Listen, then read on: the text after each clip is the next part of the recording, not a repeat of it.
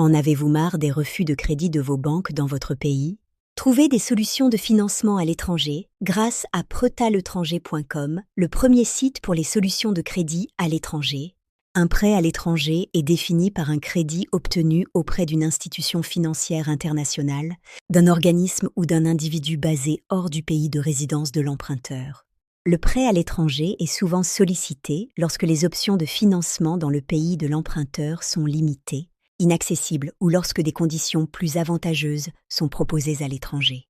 Le crédit à l'étranger a pour rôle de faciliter l'accès au financement pour des individus ou des entreprises, en permettant une diversification des sources de crédit et en exploitant les opportunités des marchés financiers internationaux.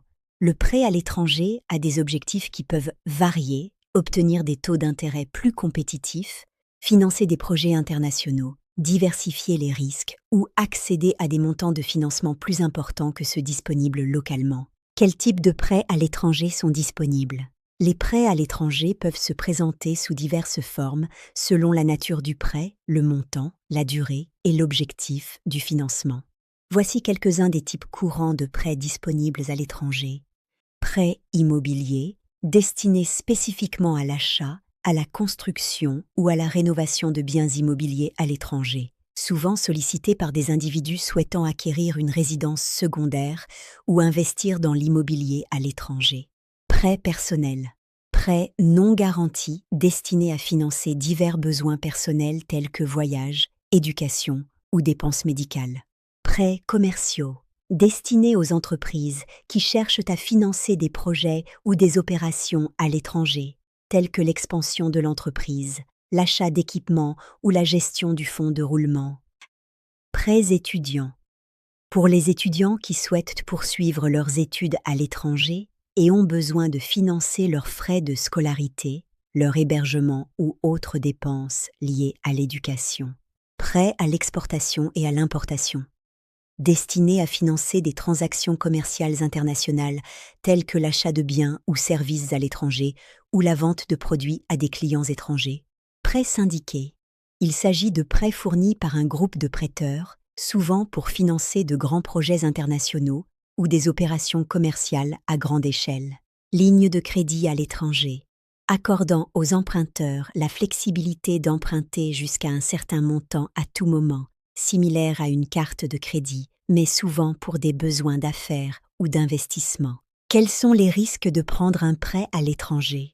Prendre un prêt à l'étranger peut offrir des avantages, mais il comporte également des risques spécifiques. Voici quelques-uns des principaux risques associés aux prêts internationaux. Risque de change. Si le prêt est contracté dans une devise différente de celle de vos revenus, les fluctuations des taux de change peuvent affecter le montant que vous devez rembourser en termes de votre devise locale. Réglementation inconnue. Chaque pays a ses propres réglementations bancaires et financières. Ne pas les comprendre peut entraîner des complications, des coûts supplémentaires ou des sanctions légales. Barrières linguistiques. Si vous ne maîtrisez pas la langue du pays prêteur, vous pourriez mal comprendre les termes du prêt, ce qui pourrait conduire à des erreurs coûteuses ou à des conflits. Taux d'intérêt variables. Certains prêts à l'étranger peuvent avoir des taux d'intérêt variables qui peuvent augmenter, rendant le remboursement plus coûteux que prévu. Difficulté d'accès à l'information. Obtenir des informations actualisées et fiables concernant votre prêt peut être plus difficile si la banque ou l'institution financière est située dans un autre pays. Risque souverain. Les situations politiques ou économiques instables dans le pays prêteur peuvent affecter la capacité de l'emprunteur à rembourser le prêt, surtout si des restrictions en matière de change sont imposées. Reconnaissance des droits. En cas de litige, il peut être difficile de faire valoir vos droits en dehors de votre juridiction nationale. Le recours juridique peut être plus complexe et coûteux.